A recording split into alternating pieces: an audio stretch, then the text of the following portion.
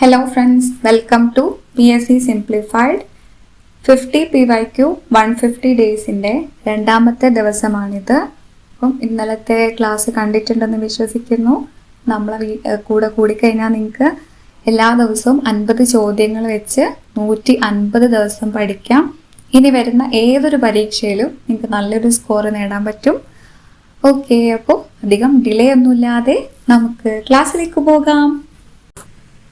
ദേശീയ തലത്തിൽ അഴിമതി തടയുന്നതിനായി രൂപം നൽകിയ സ്ഥാപനം ലോക്പാൽ.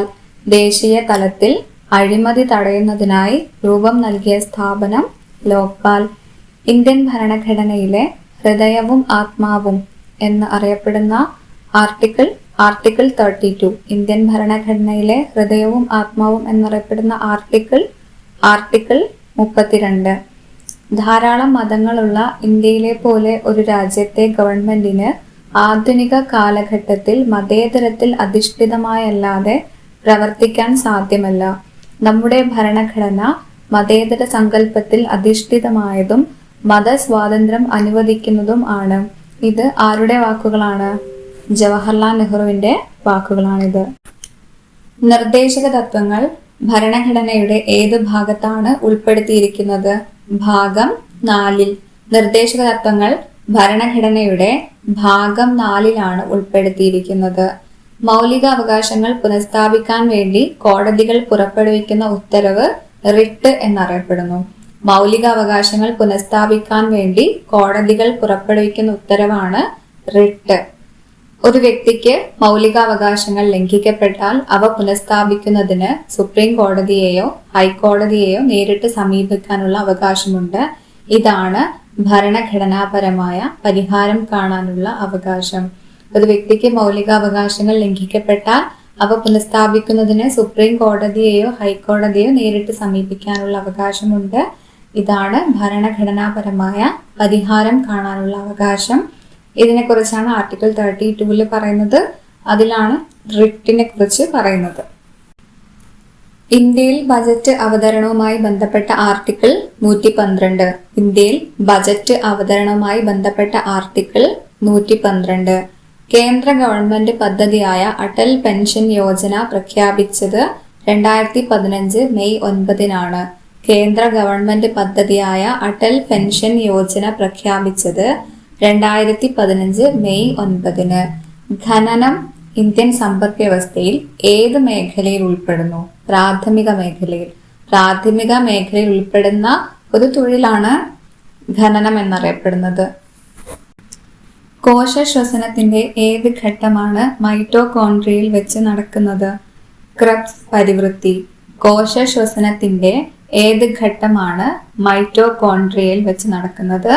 ക്രബ്സ് പരിവൃത്തി. ലോക പ്രമേഹ ദിനമായി ആചരിക്കുന്ന ദിവസം നവംബർ 14. ലോക പ്രമേഹ ദിനമായി ആചരിക്കുന്ന ദിവസം നവംബർ 14. കുരുമുളകിൽ ദ്രുതവാട്ടത്തിന് കാരണമായ രോഗകാരി ഫംഗസ്. കുരുമുളകിൽ ദ്രുതവാട്ടത്തിന് കാരണമായ രോഗകാരിയാണ് ഫംഗസ്. മുഗ ഏതിനത്തിൽപ്പെട്ട കൃഷിരീതിയാണ്? സെറികൾച്ചർ. മുഗ ഏതിനത്തിൽപ്പെട്ട കൃഷിരീതിയാണ്? സെറികൾച്ചർ. വൃക്കയുടെ ഏതു ഭാഗത്താണ് അതിസൂക്ഷ്മ അരിപ്പകൾ കാണപ്പെടുന്നത്? കോർട്ടെക്സ്. വൃക്കയുടെ ഏത് ഭാഗത്താണ് അതിസൂക്ഷ്മ അരിപ്പകൾ കാണപ്പെടുന്നത്? കോർട്ടെക്സിൽ. ദ്രവീകരണ ലീനതാപത്തിന്റെ യൂണിറ്റ് എന്താണ്? Joule per kilogram. ദ്രവീകരണ ലീനതാപത്തിന്റെ യൂണിറ്റ് ജൂൾ പെർ കിലോഗ്രാം ആണ്. ഗ്ലാസിന് മഞ്ഞ നിറം ലഭിക്കാൻ അസംസ്കൃത വസ്തുക്കളോടൊപ്പം ചേർക്കുന്ന രാസവസ്തുവാണ് ഫെറിക് സംയുക്തം. നമുക്ക് ഓപ്ഷനിൽ ഫെറസ് എന്ന് തന്നിരിക്കാം, പക്ഷെ നമ്മൾ ഫെറിക്കിലേക്ക് തന്നെ പോവണം, ഒരിക്കലും തെറ്റിക്കരുത്. ഗ്ലാസിന് മഞ്ഞ നിറം ലഭിക്കാൻ അസംസ്കൃത വസ്തുക്കളോടൊപ്പം ചേർക്കുന്ന രാസവസ്തു ഫെറിക് സംയുക്തമാണ്. ഫെറിക് സംയുക്തം. ഹേമറ്റൈറ്റ് ഏത് ലോഹത്തിന്റെ പ്രധാന അയിരാണ്? ഇരുമ്പിന്റെ. ഇരുമ്പിന്റെ പ്രധാന അയിരാണ് ഹേമറ്റൈറ്റ്. ഡിസ്ചാർജ് ലാമ്പിനുള്ളിൽ ഏത് വാതകം നിറച്ചാൽ ഓറഞ്ച് ചുവപ്പ് നിറത്തിലുള്ള പ്രകാശം ലഭിക്കും? നിയോൺ. ഡിസ്ചാർജ് ലാമ്പിനുള്ളിൽ നിയോൺ വാതകം നിറച്ചാലാണ് ഓറഞ്ച് ചുവപ്പ് നിറത്തിലുള്ള പ്രകാശം ലഭിക്കുക. കമ്പ്യൂട്ടറിൽ ഉപയോഗിക്കുന്ന ഏറ്റവും വേഗതയേറിയ മെമ്മറി? Memory register. കമ്പ്യൂട്ടറിൽ ഉപയോഗിക്കുന്ന ഏറ്റവും വേഗതയേറിയ മെമ്മറി രജിസ്റ്റർ. ബയോമെട്രിക് സെൻസർ എന്നാൽ കമ്പ്യൂട്ടറിലേക്ക് ഡാറ്റ ഇൻപുട്ട് ചെയ്യാൻ ഉപയോഗിക്കുന്ന ഒരു ഉപകരണമാണ്. കമ്പ്യൂട്ടറിലേക്ക് ഡാറ്റ ഇൻപുട്ട് ചെയ്യാൻ ഉപയോഗിക്കുന്ന ഒരു ഉപകരണമാണ് ബയോമെട്രിക് സെൻസർ. അപ്പോൾ ബയോമെട്രിക് സെൻസർ എന്താണെന്ന് ചോദിച്ചാൽ അതൊരു ഇൻപുട്ട് ഉപകരണമാണ്. ബിങ് ഒരു സെർച്ച് എഞ്ചിനാണ്. ഒരു സെർച്ച് എഞ്ചിന്റെ പേരാണ് ബിങ്. കൊനേരു ഹംപി ഏത് കളിയുമായി ബന്ധപ്പെട്ടിരിക്കുന്നു? ചെസ്. ചെസ്സുമായി ബന്ധപ്പെട്ടിട്ടുള്ള വ്യക്തിയാണ് കൊനേരു ഹംപി. സരസ്വതി സമ്മാൻ ഏത് വിഭാഗവുമായി ബന്ധപ്പെട്ടതാണ്? സാഹിത്യം. സരസ്വതി സമ്മാൻ ഏത് വിഭാഗവുമായി ബന്ധപ്പെട്ടതാണ്? സാഹിത്യവുമായി ബന്ധപ്പെട്ടിരിക്കുന്നു. തപ്പ് പ്രധാന വാദ്യമായുള്ള കലാരൂപമാണ് പടയണി. തപ്പ് പ്രധാന വാദ്യമായുള്ള കലാരൂപമാണ് പടയണി. കേരളത്തിൽ സമ്പൂർണ്ണ പ്ലാസ്റ്റിക് നിരോധനം നടപ്പിലാക്കിയത് 2020 ജനുവരി 1 മുതൽ. കേരളത്തിൽ സമ്പൂർണ്ണ പ്ലാസ്റ്റിക് നിരോധനം നടപ്പിലാക്കിയത് 2020 ജനുവരി 1 മുതൽ. PV സിന്ധു ഏത് കളിയുമായി ബന്ധപ്പെട്ടിരിക്കുന്നു? ബാഡ്മിന്റൺ. PV സിന്ധു ഏത് കളിയുമായി ബന്ധപ്പെട്ടിരിക്കുന്നു? ബാഡ്മിന്റൺ. ഇന്ത്യയുടെ 2020-21 കേന്ദ്ര ബജറ്റ് അവതരിപ്പിച്ച വ്യക്തി നിർമ്മല സീതാരാമൻ. ഇന്ത്യയുടെ 2020-21 കേന്ദ്ര ബജറ്റ് അവതരിപ്പിച്ച വ്യക്തി നിർമ്മല സീതാരാമൻ. സർക്കാർ ജീവനക്കാർക്കിടയിൽ ആശയവിനിമയത്തിനായി കേന്ദ്ര സർക്കാർ തയ്യാറാക്കിയ മൊബൈൽ ആപ്ലിക്കേഷൻ ജിംസ്. സർക്കാർ ജീവനക്കാർക്കിടയിൽ ആശയവിനിമയത്തിനായി കേന്ദ്ര സർക്കാർ തയ്യാറാക്കിയ മൊബൈൽ ആപ്ലിക്കേഷൻ ജിംസ്. കൊറോണ രോഗം ആദ്യമായി റിപ്പോർട്ട് ചെയ്തത് വുഹാൻ. കൊറോണ രോഗം ആദ്യമായി റിപ്പോർട്ട് ചെയ്തത് വുഹാൻ.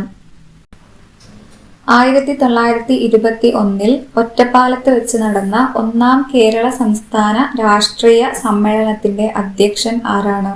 ടി പ്രകാശം. 1921 ഒറ്റപ്പാലത്ത് വെച്ച് നടന്ന 1-ാം കേരള സംസ്ഥാന രാഷ്ട്രീയ സമ്മേളനത്തിന്റെ അധ്യക്ഷൻ ആരാണ്? ടി പ്രകാശം. നിവർത്തന പ്രസ്ഥാനവുമായി ബന്ധപ്പെട്ടവർ NV Joseph, C Keshavan, TM Varghese.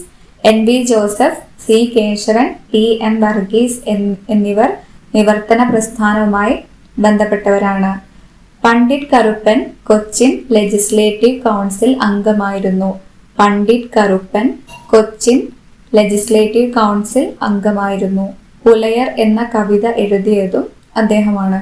പുലയർ എന്ന കവിത എഴുതിയത് പണ്ഡിറ്റ് കറുപ്പനാണ്. ഇന്ത്യൻ അസോസിയേഷന്റെ സ്ഥാപകൻ സുരേന്ദ്രനാഥ ബാനർജി. ഇന്ത്യൻ അസോസിയേഷന്റെ സ്ഥാപകൻ ആരാണ്? സുരേന്ദ്രനാഥ ബാനർജി. ആൻഡമാൻ ദ്വീപ സമൂഹത്തെയും നിക്കോബാർ ദ്വീപ സമൂഹത്തെയും തമ്മിൽ വേർതിരിക്കുന്ന സമുദ്രഭാഗം 10 ഡിഗ്രി ചാനൽ. ആൻഡമാൻ ദ്വീപ സമൂഹത്തെയും നിക്കോബാർ ദ്വീപ സമൂഹത്തെയും തമ്മിൽ വേർതിരിക്കുന്ന സമുദ്രഭാഗം 10 ഡിഗ്രി ചാനലാണ്. 2011 സെൻസസ് പ്രകാരം ജനസാന്ദ്രതയിൽ 1-ാമത് നിൽക്കുന്ന സംസ്ഥാനം ബീഹാർ. 2011 സെൻസസ് പ്രകാരം ജനസാന്ദ്രതയിൽ 1-ാമത് നിൽക്കുന്ന സംസ്ഥാനം ബീഹാർ. ബസാൾട്ട് ആഗ്നേയ ശിലകൾക്ക് ഉദാഹരണമാണ്. ബസാൾട്ട് ആഗ്നേയ ശിലകൾക്ക് ഉദാഹരണമാണ്. നമ്മൾ കഴിഞ്ഞ ക്ലാസ്സിൽ മാർബിൾ ഏത് തരം ശിലക്ക് ഉദാഹരണമാണെന്ന ചോദ്യം പഠിച്ചിരുന്നു. മാർബിൾ കായാന്തരിത ശിലക്ക് ഉദാഹരണമാണ്. ബസാൾട്ട് ആഗ്നേയ ശിലക്ക് ഉദാഹരണമാണ്. ലോകബാങ്കിന്റെ ആസ്ഥാനം വാഷിംഗ്ടൺ DC. ലോകബാങ്കിന്റെ ആസ്ഥാനം വാഷിംഗ്ടൺ DC. അന്താരാഷ്ട്ര നാണ്യനിധിയുടെ ആസ്ഥാനം വാഷിംഗ്ടൺ DC. അന്താരാഷ്ട്ര നാണ്യനിധിയുടെ ആസ്ഥാനം വാഷിംഗ്ടൺ DC. ഭാരതീയ റിസർവ് ബാങ്ക് ആസ്ഥാനം മുംബൈ. ഭാരതീയ റിസർവ് ബാങ്ക് ആസ്ഥാനം മുംബൈ. ഇന്ത്യയിൽ ആദ്യമായി ദേശീയ വരുമാനം കണക്കാക്കുന്നതിനുള്ള ശ്രമം നടത്തിയ വ്യക്തിയാണ് ദാദാഭായ് നവറോജി. ഇന്ത്യയിൽ ആദ്യമായി ദേശീയ വരുമാനം കണക്കാക്കുന്നതിനുള്ള ശ്രമം നടത്തിയ വ്യക്തിയാണ് ദാദാഭായ് നവറോജി. ഇന്ത്യയുടെ ദേശീയ വരുമാനം കണക്കാക്കുന്നതിനായി 1949 നാഷണൽ ഇൻകം കമ്മിറ്റി രൂപീകരിച്ചു. ദേശീയ വരുമാനം കണക്കാക്കുന്നതിനായി ഉൽപ്പന്ന രീതിയും വരുമാന രീതിയും ഉപയോഗിക്കുന്നുണ്ട്. ഇന്ത്യയുടെ ദേശീയ വരുമാനം കണക്കാക്കുന്നതിനായി നാഷണൽ ഇൻകം കമ്മിറ്റി രൂപീകരിച്ച വർഷമാണ് 1949. ദേശീയ വരുമാനം കണക്കാക്കുന്നതിനായി ഉൽപ്പന്ന രീതിയും വരുമാന രീതിയും ഉപയോഗിക്കുന്നു. ലോക വ്യാപാര സംഘടന നിലവിൽ വന്ന വർഷം 1995. ലോക വ്യാപാര സംഘടന നിലവിൽ വന്ന വർഷം 1995. ലോക വ്യാപാര സംഘടന ഗാട്ടിന്റെ പിന്തുടർച്ചക്കാരനായി അറിയപ്പെടുന്നു. ലോക വ്യാപാര സംഘടന ഗാട്ടിന്റെ പിന്തുടർച്ചക്കാരനായി അറിയപ്പെടുന്നു. അന്താരാഷ്ട്ര വ്യാപാര രംഗത്ത് എല്ലാ രാജ്യങ്ങൾക്കും തുല്യ അവസരം നൽകുക എന്നത് ലോക വ്യാപാര സംഘടനയുടെ പ്രധാന ലക്ഷ്യമാണ്. ചിലപ്പോൾ ലോക വ്യാപാര സംഘടന എന്ന് തരുന്നതിന് പകരം WTO എന്ന് തരാം. വേൾഡ് ട്രേഡ് ഓർഗനൈസേഷൻ WTO എന്ന് തന്നാലും നമ്മൾ മനസ്സിലാക്കിയിട്ട് 1995 എന്ന് ഉത്തരം എഴുതണം. സ്വതന്ത്ര ഇന്ത്യയിൽ ആസൂത്രണ കമ്മീഷൻ രൂപീകരിച്ചത് 1950. സ്വതന്ത്ര ഇന്ത്യയിൽ ആസൂത്രണ കമ്മീഷൻ രൂപീകരിച്ചത് 1950. ഇന്ത്യയിലെ ആസൂത്രണത്തിന്റെ ശില്പിയായി അറിയപ്പെടുന്ന വ്യക്തി PC മെഹലനോബിസ്. ഇന്ത്യയിലെ ആസൂത്രണത്തിന്റെ ശില്പിയായി അറിയപ്പെടുന്ന വ്യക്തി PC മെഹലനോബിസ്. ആസൂത്രണ കമ്മീഷന്റെ ആദ്യത്തെ ഉപാധ്യക്ഷൻ ഗുൽസാരിലാൽ നന്ദ. ആസൂത്രണ കമ്മീഷന്റെ ആദ്യത്തെ ഉപാധ്യക്ഷൻ ആരാണ്? ഗുൽസാരിലാൽ നന്ദ. ഇന്ത്യയിലെ ഹരിത വിപ്ലവത്തിന്റെ രണ്ടാം ഘട്ടം 1970-കളുടെ മധ്യം മുതൽ 1980-കളുടെ മധ്യം വരെയാണ്. ഇന്ത്യയിലെ ഹരിത വിപ്ലവം 3-ാം പഞ്ചവത്സര പദ്ധതി മുതലാണ് തുടങ്ങിയിട്ടുള്ളത്. അപ്പം ഇന്ത്യയിലെ ഹരിത വിപ്ലവത്തിന് 2 ഘട്ടങ്ങളായിരുന്നു. ഒന്നാം ഘട്ടം 1960-കളുടെ മധ്യം മുതൽ 1970-കളുടെ മധ്യം വരെ. രണ്ടാം ഘട്ടം 1970-കളുടെ മധ്യം മുതൽ 1980-കളുടെ മധ്യം വരെ.